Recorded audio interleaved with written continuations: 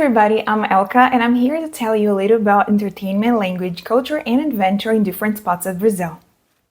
This time we're visiting Laguna. The city has about 45,000 inhabitants and is part of our national historical heritage. It's located in the state of Santa Catarina in the southern region of Brazil. We started our visit in the historical center, most precisely in the Museu Histórico Anita Garibaldi. There, it is possible to see original pieces from the place's history besides reading about important facts, documents, and habits from people who were part of previous society in the city, founded in 1676.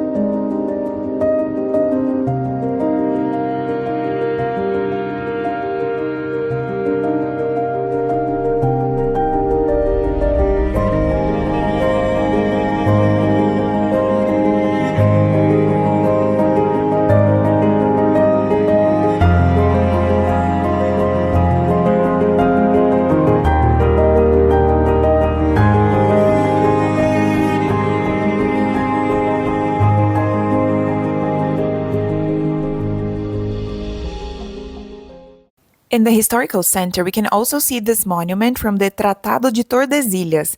It is a symbolic landmark where the Tordesilhas meridian passes through. The Treaty of Tordesilhas was a document signed in 1494, which divided the newly discovered lands outside Europe in a north-south line in the Atlantic. It was signed to resolve territorial disputes arising from Christopher Columbus's voyages, preventing war between Spain and Portugal. Continuing our visit to the historical center, it was possible to observe the local historic architecture with beautiful buildings from the Brazilian colonial period.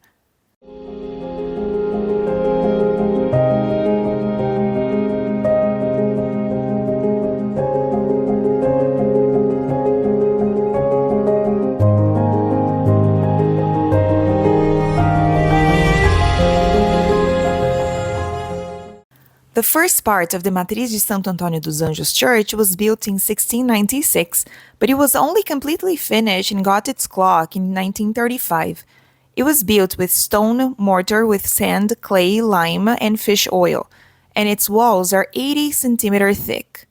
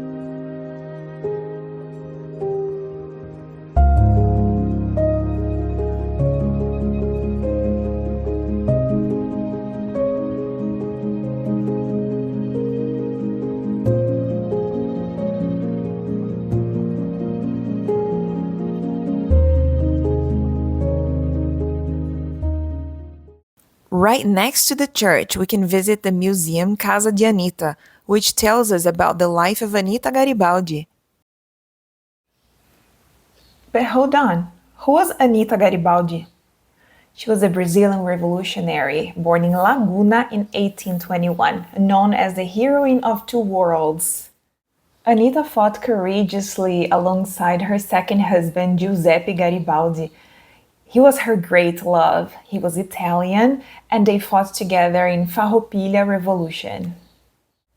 It happened in Brazil and aimed to bring more autonomy or even separate the state of Rio Grande do Sul from the empire. She also fought in the struggle for the unification of Italy, becoming an icon of freedom and female bravery. She fought battles, rode horses, which was not very common at that time, was imprisoned, facing extreme challenges, and died at 28 when she was pregnant in Italy while fleeing from her enemies.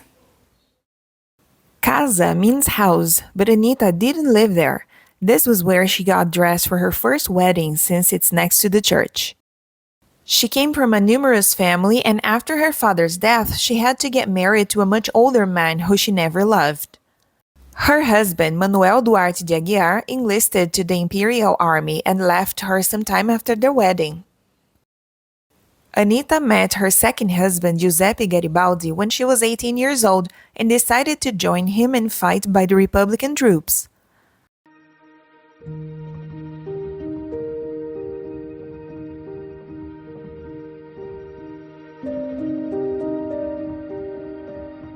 This is the Fonte da Carioca, a historical landmark built in 1865, famous for its pure crystal clear water, which is tested monthly for consumption.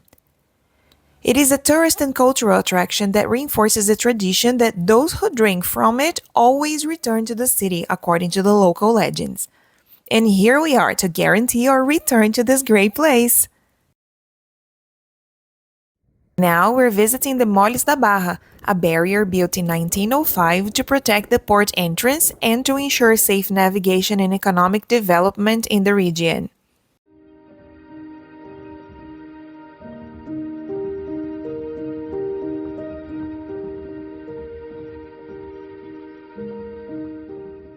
And in the entrance of the Molles da Barra, something very interesting happens. Dolphins help fishermen by surrounding schools of fish, driving them close to the shore using echolocation to gather these fish, while signaling with jumps and movements to indicate the right moment to cast their nets in a mutually beneficial relationship. This centuries-old partnership, passed down from mother to child, is a tradition unique in the world, transforming artisanal fishing into a cooperative dance between humans and dolphins. And thanks to the work of researchers, it is known that there are 46 dolphins which take part in this kind of fishing nowadays. This dolphin-human partnership is so deep and respectful that today there is even a dolphin cemetery to honor the dolphins which helped the fishermen but have already passed away.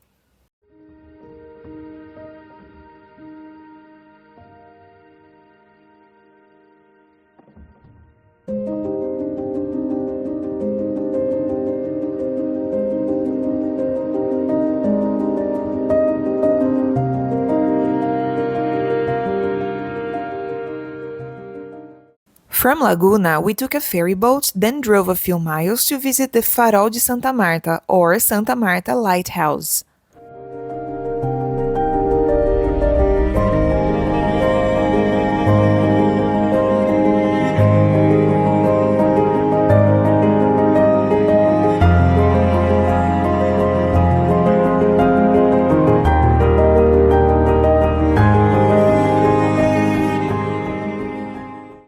At the top of the hill stands the lighthouse, the biggest local attraction. At 29 meters high, it is one of the most powerful in Brazil in terms of range and serves as a guide for ships approaching the Cape. Its range is 46 nautical miles, or 85 kilometers. The lighthouse was designed by a French company and inaugurated on June 11, 1891, built with stone, sand, clay, and whale oil. On the way back to Laguna from the lighthouse, we stopped by at the Sambaqui. Alright, another pause right here. What is a Sambaqui? Sambaquis are archaeological sites which call the attention for being large mountains of shells, bones, and other materials built by fisher-collector peoples of the Brazilian coast from 2 to 10,000 years ago. These mountains were their places of residence, cemeteries, and territorial landmarks, containing traces of their lives, food, and rituals, including burials and stone bones artifacts that are important testimony of the human adaptation to our coastal regions. This sambaqui is about 45 feet tall, but the tallest one in Brazil is about 100 feet tall. It is also in Santa Catarina state and is just 15 minutes away from this one. Sambaquis are some of the most important archaeological sites in Brazil, and there is a museum dedicated exclusively to these sites in Florianópolis, the capital of Santa Catarina. It is called Museu da História do Sambaqui and gathers pieces which date back from 5,000 years.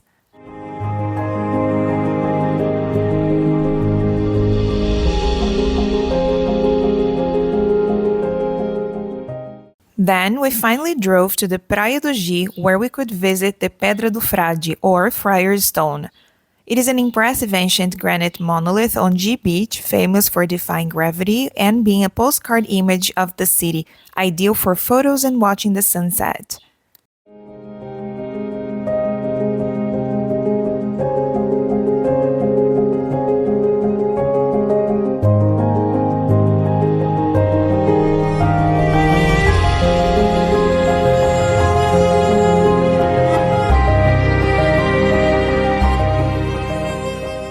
It took us 2 days to visit these spots. The museums charge a fee to be accessed, but the other attractions can be visited for free.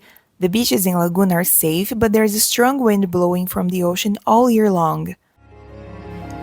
I hope you liked this video. Please subscribe to my channel for more about Brazil's countryside with Elka. See you!